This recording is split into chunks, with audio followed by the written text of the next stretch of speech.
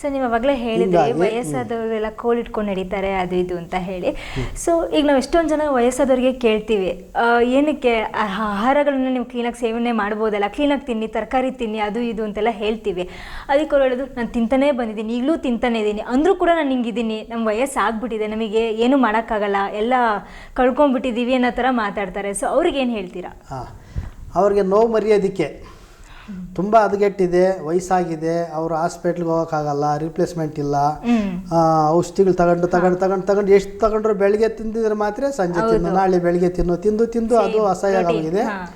ಮಾತ್ರೆಗಳು ಬೇಡ, ನಮ್ಮಿಂದ ಆಗ್ತಿಲ್ಲ, ಮಾತ್ರೆ ತಿಂದ್ರೂ ಅಸಹ್ಯ ಆಗೋಗಿದೆ, ನೋವು ಹೋಗ್ಲಿಲ್ಲ, ಮಾತ್ರೆಗಳನ್ನ ಬಿಡೋಕ್ಕಾಗ್ತಿಲ್ಲ, ಹಿಂಸೆ ಆಗೋಗಿದೆ ಅವ್ರಿಗೆ. ಅಂದರೆ ಅವ್ರಿಗೊಂದು ಮಾತು ಹೇಳ್ತೀನಮ್ಮ, ನೋವು ಮರೆಯೋದಕ್ಕೆ ಸದ್ಯಕ್ಕೆ ರಾತ್ರಿ ಮಲಗುವಾಗ ಒಳ್ಳೆ ಎಳ್ಳು ಸ್ವಲ್ಪ ಒಲೆ ಮೇಲೆ, ಒಳ್ಳೆ ಎಳ್ಳು ಎಣ್ಣೆ ಸ್ವಲ್ಪ ಕಾಯಿಸಿ ಬಿಸಿ ಮಾಡಿ ಲೇಪನ ಮಾಡಲಿ. ಓಡಾಡೋದೇನಿಲ್ಲ, ಮಲಗಿ ನಿದ್ದೆ ಮಾಡುವಾಗ ಆಯಿಲು ಚೆನ್ನಾಗಿ ಹೋಗ್ತದೆ, ಕೀಲುಗಳೊಳಗಡೆ ಹೋಗ್ತದೆ. ಇನ್ನೂ ನಮಗೆ ಆಯಿಲ್ ಹಾಕೊಳ್ಳೋಕ್ಕಾಗಲ್ಲ ಅಂದರೆ ಎಳ್ಳು ಎಣ್ಣೆ ತೆಗೆದಿರೋ ಕಡೆ ಎಳ್ಳುದು ಹಿಂಡಿ ಬರ್ತದೆ ಗಾಣಗಳಲ್ಲಿ, ಆ ಹಿಂಡಿ ತಗೊಬಂದು ನೀರಲ್ಲಿ ಹಾಕ್ಬಿಡ್ಬೇಕು. ಅದರಲ್ಲಿ ಮಣ್ಣು ಅದು ಇದು ಇರ್ತೈತೆ, ನೀರಲ್ಲಿ ಹಾಕ್ಬಿಡ್ಬೇಕು. ಒಂದು ಸ್ವಲ್ಪ ಜಾಸ್ತಿ ನೀರಲ್ಲಿ ಅಕ್ಕಿ ನೆನೆಸ್ತಾರಲ್ವ ಆ ಥರ ಹಾಕಿ ಇಟ್ಬಿಡ್ಬೇಕು. ಹಾಕಿ ಇಟ್ಬಿಟ್ರೆ ಮೇಲೆ ಈಗ ಅಲೆ ಹೊಡಿತಾ ಇದ್ರೆ, ಈಗ ಅಕ್ಕಿ ತೊಳ್ಕೊಳ್ತಾರೆ, ಈಗ ಅಕ್ಕಿನಲ್ಲಿ ಮಣ್ಣು ಮಾಡೋದಕ್ಕೆ ಕೆಲವ್ರಿಗೆ ಬರಲ್ಲವಲ್ಲ, ಜಾಲಿಸ್ತಾರೆ ನೋಡಿ ಮಣ್ಣನ್ನ, ಅಕ್ಕಿ ಜಾಲಿಸ್ತಾರೆ, ಆ ಥರ ಜಾಲಿಸ್ತಾ ಮೇಲೆ ಎತ್ತಾಕೊಂಡ್ರೆ ಆ ಒಳ್ಳೆ ಎಳ್ಳು ಎಣ್ಣೆ ತೆಗೆದಿರ್ತಕ್ಕಂಥ ಹಿಂಡಿನಲ್ಲಿ ಮಣ್ಣೆಲ್ಲ ತಳಗಡೆ ಹೋಗಿ ಹಿಂಡಿ ಮಾತ್ರ ಮೇಲೆ ತೆರಳ್ತಾ ಅದನ್ನು ಸೋದಿಸಿ ಪಕ್ಕಕ್ಕೆ ಇಟ್ಕೊಂಡು ಒಣಗಿಸ್ಕೊಂಡು ಇಟ್ಕೋಬೇಕು ಒಂದು ಡಬ್ಬದಲ್ಲಿ. ಈ ನೋವಿರೋರು ಡಬ್ಬದಲ್ಲಿ ಇಟ್ಕೊಂಡು ಈ ಸಾಂಬಾರು ಮಾಡ್ತಾರ, ಕಾಯಿ ಪಲ್ಯಗಳೆಲ್ಲನೂ ಫ್ರೈಗಳು ಮಾಡ್ತಾರ, ಆ ಫ್ರೈಗೆ ಒಂದು ಸ್ವಲ್ಪ ಹಾಕ್ಕೊಂಡು ಬೆರೆಸ್ಕೋಬೇಕು. ಈ ಕಡಲೆ ಪುಡಿ ಇಟ್ಟು, ಅಕ್ಕಿ ಇಟ್ಟು, ಕಡಲೆ ಪಪ್ಪನ ಇಟ್ಟು ಟೇಸ್ಟ್ಗೆ, ಆ ಥರ ಟೇಸ್ಟ್ಗೆ ಅದನ್ನು ಚೆಲ್ಕೋಬೋದು. ಚೆಲ್ಕೊಂಡು ಸೇವನೆ ಮಾಡಿದ್ರೆ ಅದರಲ್ಲಿ ಎಣ್ಣೆ ಹಚ್ಕೊಳ್ಳೋ ಬದಲಾಗಿ, ಹಚ್ಕೊಳ್ಳೋಕೆ ನಮ್ಗೆ ಹಿಂಸೆ, ಬಟ್ಟೆಗಳೆಲ್ಲ ಗಲೀಜಾಗುತ್ತೆ, ಮಲ್ಕೊಳ್ಳೋ ಹಾಸಿಗೆಗಳೆಲ್ಲ ಗಲೀಜಾಗುತ್ತೆ, ಹೆಂಗಪ್ಪ ನಾವು ಅನ್ನೋ ಥರ ಇದ್ದರೆ ಆಹಾರದ ರೀತಿಯಲ್ಲಿ ಅದನ್ನು ತಗೋಬೋದು. ಎಣ್ಣೆ ತೆಗೆದಾದ್ಮೇಲೆ ಎಲ್ಲ ಎಣ್ಣೆ ಹೋಗ್ಬಿಟ್ಟಿರಲ್ಲ, ಪಿಪ್ಪಿನಲ್ಲಿ ಎಣ್ಣೆನೂ ಇರ್ತದೆ, ಅದರಲ್ಲಿ ಯಥೇಚ್ಛವಾದ ಕ್ಯಾಲ್ಸಿಯಂ ಅಂಶ ಹಿಂಡಿನಲ್ಲಿರ್ತದೆ. ಈ ಹಿಂಡಿನ ತುಂಬ ನೋವಿದೆ, ನಮಗೆ ಶಕ್ತಿ ಇಲ್ಲ, ತುಂಬಾ ವಯಸ್ಸಾಗಿದೆ, ಶರೀರ ಶಿಥಿಲವಾಗಿದೆ, ಇವ್ರಿಗೆ ತುಂಬ ಸುಸ್ತಾಗ್ತಿದೆ ಅಂದರೆ ಏನು ಮಾಡಬೇಕು? ಸುಸ್ತು ನಿವಾರಣೆ ಆಗೋದಕ್ಕೆ ಈಗ ಬಿ ಕಾಂಪ್ಲೆಕ್ಸ್ ಮಾತ್ರೆ ಅಂತಿದೆ. ಹೌದು, ಬಿ ಕಾಂಪ್ಲೆಕ್ಸ್ ಮಾತ್ರೆ ನಮ್ಮದ್ರ ದುಡ್ಡಿಲ್ಲ ಬಿ ಕಾಂಪ್ಲೆಕ್ಸ್ ಮಾತ್ರೆ ತಿನ್ನೋದಕ್ಕೆ ಅಂದರೆ, ಬಿ ಕಾಂಪ್ಲೆಕ್ಸ್ಗೆ 4ರಷ್ಟು ಶಕ್ತಿ, ಎನರ್ಜಿ. ಒಂದು ವಸ್ತು ಹೇಳ್ತೀನಿ, ಆ ವಸ್ತುನ ತಗೊಂಬಂದು ಇಟ್ಕೋಬೇಕು ಮನೆಯಲ್ಲಿ. ಏನೂ ಇಲ್ಲ, ವಸ್ತು ಏನೂ ಇಲ್ಲ, ಭತ್ತ ಆಡಿಸಿದ್ದು ಪೌಡ್ರು, ತೌಡಲ್ಲಿ ನೀವು ಕೆಮಿಕಲ್ ಇಂಜಿನಿಯರ್ ಹತ್ರ ಹೋಗಿ ಕೇಳಿ, ಅದನ್ನು ಲ್ಯಾಬ್ಗೆ ಹಾಕಿಸಿ, ನೆಲ್ಲು ತೌಡಲ್ಲಿ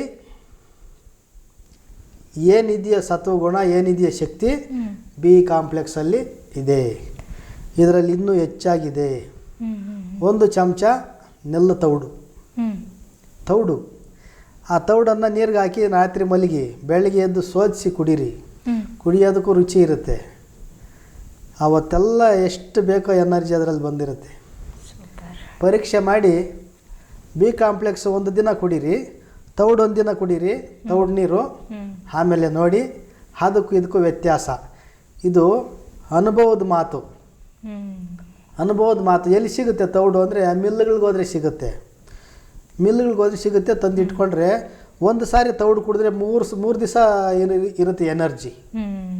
ಮಾತ್ರೆ ಆದರೆ 3 ದಿವಸನೂ ಕಂಟಿನ್ಯೂ ಮಾಡಬೇಕು. ತೌಡು 1 ಚಮಚ ಅಥವಾ 1.5 ಚಮಚ ಹಾಕೊಂಡು ಕುಡಿದ್ರೆ 3 ದಿವಸ ಕಂಟಿನ್ಯೂ ಆಗುತ್ತೆ, 3 ದಿವಸ ಕುಡಿಯೋಂಗಿಲ್ಲ, ಅಷ್ಟು ಎನರ್ಜಿ ತೌಡಲ್ಲಿದೆ. ಹಳೆ ಕಾಲದಲ್ಲಿ ಏನು ಮಾಡ್ತಿದ್ರು, ಎಮ್ಮೆ ಸಾಕ್ತಾಯಿದ್ರು. ಎಮ್ಮೆಗೆ ಏನಾಗ್ತಿದ್ರು, ಭತ್ತ ಕುಟ್ಟಿದ್ದೆಲ್ಲನೂ ತೌಡು ಸೆರಗ್ಬಿಟ್ಟು ತೌಡು ಇಟ್ಕೊಳ್ತಿದ್ರು, ಆ ತೌಡನ್ನ ಎಮ್ಮೆಗೆ ಹಾಕ್ತಿದ್ರು. ಈ ಅಕ್ಕಿನ ಇವ್ರು ತಗೊಂಡು ತಿಂತಿದ್ರು, ಅದು ಪಾಲಿಶ್ ಇಲ್ಲ ಅಕ್ಕಿ, ಮಾಮೂಲಿ ಭತ್ತದ ಅಕ್ಕಿ ಕುಟ್ಟಿರೋ ಅಕ್ಕಿನಲ್ಲಿ ಯಾವುದೇ ರೋಗ ರುಜಿನಗಳು ಬರೋದಿಲ್ಲ, ಪಾಲಿಶ್ ಇಲ್ಲ. ಈಗಿನ ಅಕ್ಕಿನಲ್ಲಿ ಪಾಲಿಶ್ ಆಗಿದೆ, ರೋಗ ಇದೆ. ಈಗ ಭತ್ತದ ಮಿಲ್ಗಳವರು ಭತ್ತ ತಗೊಂಡೋಗಿ ಹಾಕಿದ್ರೆ ನಿಮಗೇನೇ ಒಂದಿಷ್ಟು ಅಂತ ಕಾಸು ಕೊಡ್ತಾರೆ. ನಿಮಗೆ ಭತ್ತ ಹಾಕಿ ಕೊಡೋದು ಅಲ್ಲದೆ ನಿಮಗೆ ಕಾಸು ಕೊಡ್ತಾರೆ. ಯಾಕೆ ಕೊಡ್ತಾರೆ? ಒಟ್ಟು ಅವ್ರದ್ದೇ ಆಯಿತು, ಅಕ್ಕಿ ಮೇಲೆ ಪಾಲಿಶು ಅವ್ರದ್ದೇ ಆಯಿತು. ಬರೀ ಪಾಲಿಶ್ ಮಾಡಿದ್ದು ಅಕ್ಕಿ ನಿಮಗೆ ಕೊಡ್ತಾರೆ, ಪಾಲಿಶು ಕಿತ್ಕೊತಾರೆ, ಭತ್ತನ ಒಟ್ಟು ಕಿತ್ಕೊತಾರೆ. ಒಟ್ಟದೊಂದಷ್ಟು ದುಡ್ಡು, ಪಾಲಿಶ್ದೊಂದಷ್ಟು ದುಡ್ಡು. ಪಾಲಿಶು ತುಂಬ ಬೆಲೆ, ಅದರಲ್ಲಿ ಎನರ್ಜಿ, ಒಳ್ಳೆ ಒಳ್ಳೆ ಎನರ್ಜಿ ಬೂಸ್ಟ್ಗಳಿಗೆ ಹೋಗುತ್ತೆ ಅದು. ಇನ್ನು ನೀವು ತಿಂದಿದ್ದನ್ನ ಮಾವಿನ ಹಣ್ಣು ಮೇಲೆ ಇರ್ತಕ್ಕಂಥದ್ದು ಹಣ್ಣು ಕಿತ್ಕೊಂಡ್ರು ವಾಟೆ ಕೊಟ್ರು ನಿಮಗೆ. ನೀವು ತಿಂದಿದ್ದು ವಾಟೆ ಮೇಲೆ ಇರೋದು ಹಣ್ಣೆಲ್ಲ ಸುಲ್ಕೊಂತಾರೆ ರೈಸ್ ಮಿಲ್ಗಳವರು. ಲಾಸ್ಟಲ್ಲಿ ವಾಟೆ ಇರ್ತಲ್ವಾ, ಖಾಲಿ ವಾಟೆ, ಆ ವಾಟೆ ನಿಮಗೆ ಕೊಟ್ಟರು. ಅಕ್ಕಿ ಅಷ್ಟೇ, ವಾಟೆನೇ, ಮಾವಿನ ವಾಟೆನೇ ಇದು, ತಿನ್ಬೋದು. ಒಳ್ಳೆ ಸತ್ತು ಕೂಡ ಎಲ್ಲ ಅವ್ರು ಕಿತ್ಕೊಂಡ್ರು. ನಿಮಗೆ ಅದಕ್ಕೆ ಭತ್ತ ಹಾಕ್ಸೋದಕ್ಕೆ ರೈತನಿಗೆ ಕಾಸು ಕೊಡ್ತಾರೆ. ಒಂದು ಮೂಟೆಗೆ 50-100 ಇವರೇ ಕೊಡ್ತಾರೆ. ಈ ರೈತ ಖುಷಿ, ಅಲ್ಲಿಗೆ ಹೋಗೋದು ನಡಿ, ನಮಗೆ ಕಾಸು ಕೊಡ್ತಾರೆ ಭತ್ತ ಹಾಕ್ಸೋದಕ್ಕೆ. ಒಟ್ಟಲ್ಲಿ ಏನಿದೆ ಒಟ್ಟೆತ್ಕೊಂತಾರೆ ಅಷ್ಟೇ. ನಮ್ಮ ಅಕ್ಕಿ ನಮಗೆ ಮೂಟೆಗೆ ಬಂದ್ಬಿಡ್ತೈತೆ. ಅಕ್ಕಿ ಮೇಲೆ ಪಾಲಿಶ್ ಅವ್ರು ಹೋಗಿರ್ತೈತೆ ಅಂತ ಅವ್ರು ಗೊತ್ತಿಲ್ವಲ್ಲ, ಅಲ್ಲೇ ಹೋಗ್ತಾರೆ ಕಿತ್ಕೊತಾರೆ. Double polish ಕಿತ್ಕೊತಾರೆ ಯಾಮಾರಿದ್ರೆ. ಅವ್ರ ಮುಖ ನೋಡಿದ್ರೆ ಅಮಾಯಕ ಥರ ಇದ್ದರೆ ಡಬಲ್ ಪಾಲಿಶು ಹಾಕ್ಕೊತಾರೆ. ಹಂಗಿದೆ, ತಿಳ್ಕೊಬೇಕು ರೈತರು. ಹಂಗಾಗಿ ಇಲ್ಲಿ ತೌಡು ಅನ್ನೋದು ಬಂದಾಗ ಎನರ್ಜಿಗೆ, ಕೈಕಾಲು ನೋವುಗಳಿಗೆ, ಸುಸ್ತಿಗೆ, ನರಗಳಲ್ಲಿ ಶಕ್ತಿ ಕಳ್ಕೊಂಡಿರೋ ಥರ ಇರೋದಕ್ಕೆ, ಮಂಡಿ ನೋವಿಗೆ, ಮುದುಕರಿಗೆ. ಇನ್ನೂ ಒಂದು ಹಚ್ಕೊಳ್ಳೋಂಥ ಔಷಧಿ ಹೇಳ್ತೀನಿ ಮಂಡಿ ನೋವಿಗೆ. ಹಾಂ ಸರ್, ಕೆಲವೊಂದು ಹಚ್ಕೊಳ್ಳೋಂಥ ಔಷಧಿಗಳು ಹೇಳಿದ್ರಿ, ಕೆಲವೊಂದು ಸೇವನೆ ಕೂಡ ಹೇಳಿದ್ರಿ. ಇವೆರಡರಲ್ಲಿ ಯಾವುದು ತುಂಬ ಪವರ್ಫುಲ್ ಅಂತ ಅನ್ಸುತ್ತೆ? ಹಾಂ ಅಮ್ಮ, ಯಾವಾಗ ಪವರ್ಫುಲ್ ಅಂತ ಕಾಣುತ್ತೋ ನಮಗೆ ರಿಸಲ್ಟು, ಹೊರಲೇಪನೂ ಮಾಡಿ ಒಳ ಸೇವನೆನೂ ಮಾಡಿದ್ರೆ ಫಾಸ್ಟಾಗಿ ನಿಮಗೆ ರಿಸಲ್ಟ್ ಕಾಣುತ್ತೆ. 100% ಫಾಸ್ಟಾಗಿ ರಿಸಲ್ಟ್ ಕಾಣುತ್ತೆ. ಬರೀ ಹಚ್ಕೊಳೋದೇ ಆದರೆ ಒಂದು 20 ದಿವಸ ಇಟ್ಕೊಳ್ಳೋಣ, ಬರೀ ಸೇವನೆ ಮಾಡಿದ್ರೆ 20 ದಿವಸ ಇಟ್ಕೊಳ್ಳೋಣ, ಎರಡೂ ಮಾಡಿದ್ರೆ 10 ದಿವಸಕ್ಕೆ ರಿಸಲ್ಟ್ ಕಾಣ್ಬೋದು. ಈ ಥರ. ಇನ್ನೊಂದು ಈಸಿಯಾಗಿ ಸಿಗುವಂಥದ್ದು ಹರಳೆಣ್ಣೆ. ಬಿಳಿ ಎಕ್ಕೆ ಆಗ್ಬೋದು, ಕರಿ ಎಕ್ಕೆ ಆಗ್ಬೋದು, ಎಕ್ಕೆ ಗಿಡ. ಅದರಲ್ಲಿ ಹಣ್ಣಾಗಿರಬೇಕು ಎಲೆ, ಹಸಿ ಎಲೆ ತರಬಾರ್ದು. ಹಣ್ಣಾಗಿರಬೇಕು, ಯೆಲ್ಲೋ ಕಲರ್ ಬಂದಿರಬೇಕು ಎಕ್ಕೆ ಗಿಡದ್ದು ಎಲೆ. ಒಂದು 2 ಎಲೆ. ಈಗ ಮಂಡಿ ತುಂಬ ನೋವು ಆಗ್ತಿದೆ, ಮಂಡಿ ನೋವು ಕಡಿಮೆ ಮಾಡ್ಕೋಬೇಕು ಅನ್ನಂಥವರು 2 ಎಲೆ ತಗೊಬಂದು ಅದಕ್ಕೆ ಒಳಗಡೆ ಆಚೆ ಎಲ್ಲ ಹರಳೆಣ್ಣೆ ಚೆನ್ನಾಗಿ ಹಚ್ಬಿಡ್ಬೇಕು. ಗ್ಯಾಸ್ ಮೇಲೆ ಸ್ವಲ್ಪ ಚಿಮಟದಲ್ಲಿ ಇಟ್ಕೊಂಡು ಬಿಸಿ ಮಾಡ್ಕೊಂಡು, ಆ ಬಿಸಿ ಸ್ವಲ್ಪ ಆರೋ ತನಕ ಇಟ್ಕೊಂಡಿದ್ದು, ಮೈ ಒಗ್ಗುವಷ್ಟು ಬಿಸಿ ಆರೋ ತನಕ ಇಟ್ಕೊಂಡಿದ್ದು, ಅದನ್ನು ಈ ಥರ ಎಲೆ ಈ ಥರ ಇರುತ್ತೆ, ಕಟ್ಟಬೇಕು. ಎಲೆ ಹಿಂಗಿರುತ್ತೆ, ಈ ಥರ ಹಾಕಿ ಒಂದು ಬಟ್ಟೆ ಹಾಕಿ ಕಟ್ಟಿ, ಹಿಂಗಿದಕ್ಕೆ ಹಾಕಿ ಬಟ್ಟೆ ಹಾಕಿ ಕಟ್ಟಿ. ಒಂದು ಕಡೆ ಮಾತ್ರ ಸಾಕು, ಇನ್ನೊಂದು ಕಡೆ ಏನು ಬೇಡಮ್ಮ, ಈ ಕಡೆ ಹಾಕಿದ್ರೆ ಸಾಕು, ಈ ಕಡೆ ಹಾಕಿದ್ರೆ ಸಾಕು. ಅದು ಇಲ್ಲಿಂದ ಇಲ್ಲಿ ತನಕ ಬರ್ತದೆ, ಉದ್ದ ಇರ್ತೈತೆ ಎಲೆ. ಈ ಕಡೆಯಿಂದ ಈ ಕಡೆ ತನಕ ಕವರ್ ಆಗುತ್ತೆ. ಮಲ್ಕೊಂಡು ಅವಾಗ ಕಟ್ಕೊಂಡು ಮಲಗ್ಬಿಡ್ಬೇಕು. ಅದ್ರ ಮೇಲೆ ಒಂದು ಬಟ್ಟೆ ಹಾಕಿ ಮಲಗುವಾಗ ಕಟ್ಕೊಂಡು ಮಲಗ್ಬಿಡ್ಬೇಕು. ಮಲಗಿದ್ರೆ ಬೆಳಗ್ಗೆ ತನಕ ಅಕಸ್ಮಾತಾಗಿ ಒಂದು ಹೊತ್ತಿನಲ್ಲಿ ಒದ್ದಾಡುವಾಗ ಬಿದ್ದೋದ್ರೂ ಪರವಾಗಿಲ್ಲ. ಕನಿಷ್ಠ 1 ಅವರ್ 2 ಅವರ್ ಆದ್ರೂ ಇರುತ್ತೆ. 1 ಅವರ್ 2 ಅವರ್ ಇರೋ ಥರ ಕಟ್ಕೋಬೇಕು. ಅದು ಬಿಸಿ ಮಾಡಿದಾಗ ಏನಾದ್ರು ಕಲರ್ ಚೇಂಜ್ ಆಗೋದು ಏನಾದ್ರು ಆಗತ್ತಮ್ಮ. ಸುಮ್ಮನೆ ಅದು ಕಲರ್ ಚೇಂಜ್ ಆಗೋ ತನಕ. ಈಗ ಹಳದಿ ಇದೆ, ಎಣ್ಣೆ ಹಚ್ತೀವಿ, ಹಳದಿನೇ ಇದೆ. ಸ್ವಲ್ಪ ಬಿಸಿ ಮಾಡಿದ್ರೆ ಬಣ್ಣ ಚೇಂಜ್ ಆಗುತ್ತೆ. ಈಗ ಸೊಪ್ಪು ಸಾರು ಒಂದು ಸ್ವಲ್ಪ ಆವಾಗ ಸರಿ ಯಾವ ಥರ ಕಲರ್ ಚೇಂಜ್ ಆಗುತ್ತೋ ಆ ಥರ ಚೇಂಜ್ ಆಗೋ ತನಕ ಬಿಸಿನ ತಾಕಿಸ್ಕೊಂಡು ಆರಿಸಿ ಇಟ್ಕೋಬೇಕು. ಶರೀರದ ಬಿಸಿ ಎಷ್ಟಿದೆಯೋ ಅಷ್ಟು ಬಿಸಿಗೆ ತಣ್ಣಗಾಗಬೇಕು, ಅವಾಗ ಕಟ್ಕೋಬೇಕು. ಒಲೆ ಮೇಲೆ ಇಟ್ಟ ತಕ್ಷಣ ಇಟ್ಕೊಂಡ್ರೆ ಬಬ್ಬೆ ಬರ್ತದೆ. ಆರಿಸಿ ಕಟ್ಕೋಬೇಕಮ್ಮ. ಈ ಥರ ವಾರಕ್ಕೆ 2 ಸಾರಿ ಮಾಡಿಕೊಂಡ್ರೆ ತಿಂಗಳಲ್ಲಿ ಆಟೋಮೆಟಿಕ್ಕು ರಿಸಲ್ಟ್ ಬಂದ್ಬಿಡುತ್ತಮ್ಮ. ಡೈಲಿ ನೀವು ಹಾಕೋಬೇಕು ಅಂತೇನಿಲ್ಲ, ವಾರಕ್ಕೆ 2 ಸಾರಿ ಹಾಕೊಂಡ್ರು ಸಾಕು. ಸುಮಾರು ಸಮಸ್ಯೆ ಇದೆ ಅನ್ನೋರು ಒಂದು 3 ದಿವಸ 4 ದಿವಸ ಕಂಟಿನ್ಯೂ ಮಾಡಿ ವಾರಕ್ಕೆ 2 ಸಾರಿ ಹಾಕ್ತಾ ಹೋದರೆ ಎಷ್ಟೋ ಅವ್ರಿಗೆ ಸಮಾಧಾನ. ಅಲ್ಲೇ ಕುಂತು ಕಾಲು ಹಾಕೋರು ಅವ್ರಿಗೆ ಆಚೆ ಈಚೆ ಹೋಗ್ಬೇಕನ್ನೋ ಆಸೆ ಉತ್ಪತ್ತಿ ಆಗುತ್ತೆ. ಅದನ್ನ ಹಂಗೆ ಕಂಟಿನ್ಯೂ ಮಾಡಿದ್ರೆ ಇನ್ನೂ ಒಂದು ಸ್ವಲ್ಪ ದೂರ ಹೋಗಿ ಬರೋಣ ಅನ್ನೋ ಹುಮ್ಮಸ್ಸು ಅವ್ರ ಮನಸ್ಸಲ್ಲಿ, ಅವ್ರ ಶರೀರದಲ್ಲಿ ಉತ್ಪತ್ತಿ ಆಗತ್ತಮ್ಮ. ಇದು ಅನುಭವ ಮಾಡಿದ್ರೇನೇನಮ್ಮ, ಇಲ್ಲಾಂದರೆ ಯಾರೋ ಮಾಡಲ್ಲ, ನಮ್ಮ ಶರೀರಕ್ಕೆ ನಾವೇ ಮಾಡ್ಕೋಬೇಕು. ಹಾಗಾಗಿ ವಯಸ್ಸಾದವರು ಹಂಗೆ ಇದು ಮಾಡ್ಕೋಬೇಕು. ಒಳ್ಳೆ ಎಳ್ಳೆಣ್ಣೆ ತರಿಸ್ಕೊಂಡು ಹಚ್ಕೊಳ್ಳೋದೊಂದು, ಈ ಎಕ್ಕದ ಎಲೆ ಕಾಪ್ಟ ಕೊಟ್ಕೊಳ್ಳೋದೊಂದು, ಮತ್ತು ಇನ್ನೊಂದು ನಾನು ವಜ್ರ ಒಲಿದೊಂದು ರೆಮಿಡಿ ಹೇಳಿದ್ದೀನಿ, ಅದರದ್ದು ಒಂದು ಒಳಸೇವನೆಗೆ.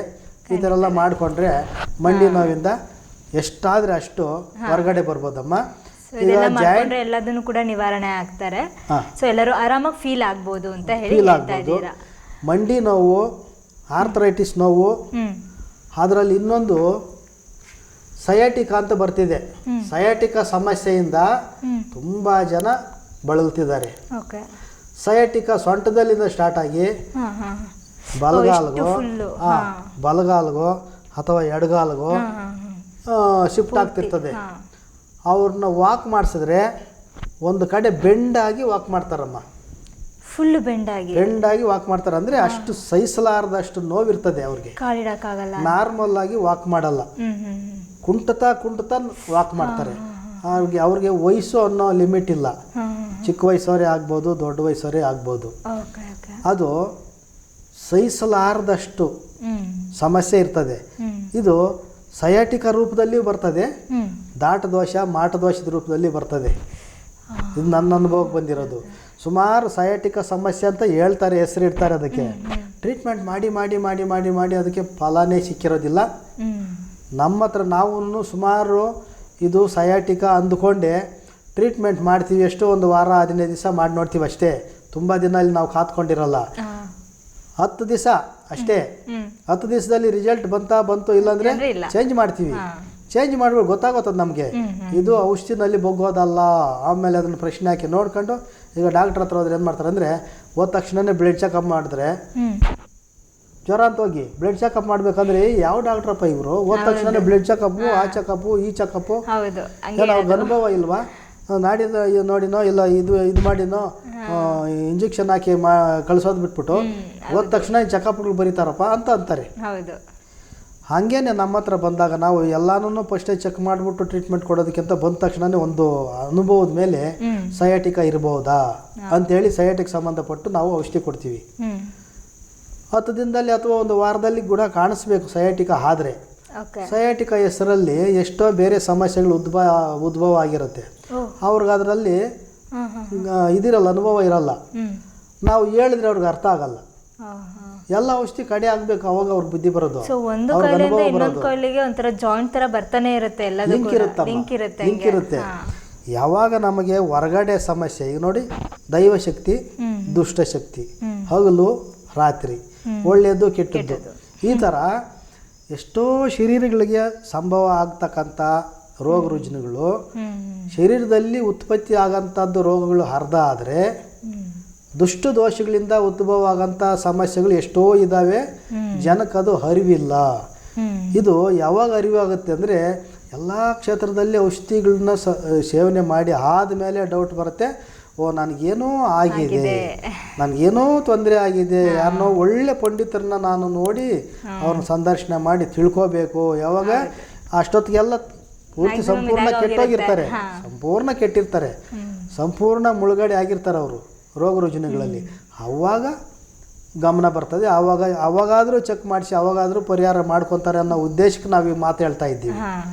ಎಲ್ಲ ಭೂತ ವೈದ್ಯದಲ್ಲೇ ಇಲ್ಲ, ಎಲ್ಲ ನಾವು ತಿಳ್ಕೊಂಡಿರೋದ್ರಿಂದ ಆ ಎಚ್ಚರಿಕೆಗಳನ್ನು ಕೊಡ್ತಾ ಇದ್ದೀವಿ. ನೋವು ಅಂತ ಬಂದಾಗ ಹಾಸ್ಪಿಟ್ಲ್ ಹೋಗಿ ಮದ್ದುಗಳು ತಗೊಳ್ಳಿ, ಮಾತ್ರೆಗಳು ತಗೊಳ್ಳಿ, ಆಯುರ್ವೇದ ಹೋಗಿ, ಸಿದ್ಧವೈದ್ಯ ಹೋಗಿ ಎಲ್ಲ ಮಾಡಿ, ಏನು ಮಾಡಿದ್ರು ಹಾಸ್ಪಿಟ್ಲ್ನಲ್ಲಿ ಬೊಗ್ಗಲಿಲ್ಲ ಅಂದಾಗಾದ್ರೂ ಅವಾಗಾದ್ರೂ ಭೂತ ವೈದ್ಯವನ್ನು ಪರಿಶೀಲನೆ ಮಾಡಿ ಅನುಭವ ಪಡೀರಿ. ರೋಗವನ್ನು ದೂರ ಮಾಡ್ಕೊಂಡು ಶಾಶ್ವತವಾಗಿ ನೆಮ್ಮದಿಯಾಗಿ ಜೀವನ ಮಾಡಿ. ಸಯಾಟಿಕಾ ಅನ್ನೋ ಹೆಸರಿನಲ್ಲಿ ಎಷ್ಟೋ ಜನಕ್ಕೆ ನಾನು ಹೇಳಿದ್ದೀನಮ್ಮ, ಸಯಾಟಿಕಾ ಅಲ್ಲ ಇದು. ಸಯಾಟಿಕಾಗ ಔಷಧಿಗಳೆಲ್ಲ ತಿಂದು ತಿಂದು ತಿಂದು ತಿಂದು ತೇಗಿದ್ದಾಯ್ತು ನೀವು. ಸಯಾಟಿಕಾ ಅಲ್ಲ ಇದು, ಔಷಧಿಗೂ ಇದಕ್ಕೆ ಸಂಬಂಧ ಇಲ್ಲ.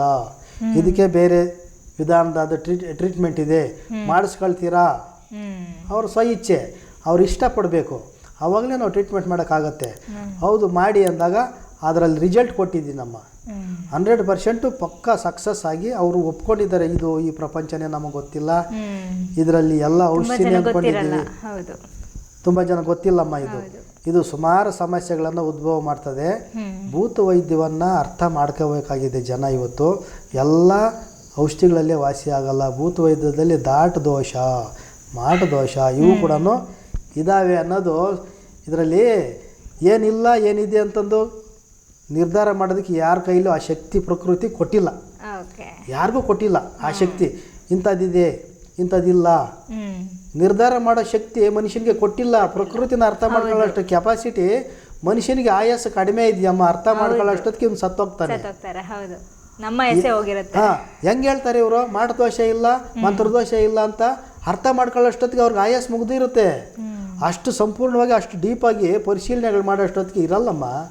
ಪ್ರಕೃತಿನಲ್ಲಿ ಸೇರ್ಕೊಂಡಿದ್ದಾವೆ ಈ ವಿದ್ಯೆಗಳೆಲ್ಲನೂ ತಲತಲಾಂತರಿಂದ ಬರ್ತಾ ಇದ್ದಾವೆ. ಯಾಕೆ ಬರ್ತಾ ಇದ್ದಾವೆ? ಸತ್ಯ ಇದರಿಂದ ಬರ್ತದೆ. ಎಲ್ಲ ಒಂದು ಕಡೆ ಈಗ ಯಾವುದೋ ಒಂದು ಪಾಯಿಂಟ್ ಸುಳ್ಳಿದ್ರೆ ಅಲ್ಲಿಗೆ ಕತ್ತರಿಸಿ ಆಚೆ ಬೀಳುತ್ತದು. ಮುಂದೂಡಕ್ಕಾಗಲ್ಲ ಅದನ್ನು. ಸುಳ್ಳನ್ನು ಮುಂದೆ ತರೋಕ್ಕಾಗಲ್ಲ.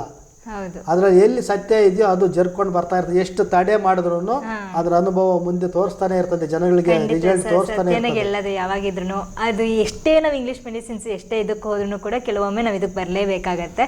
ಜನ ಅದನ್ನು ಖಂಡಿತ ಅರ್ಥ ಮಾಡ್ಕೋತಾರೆ.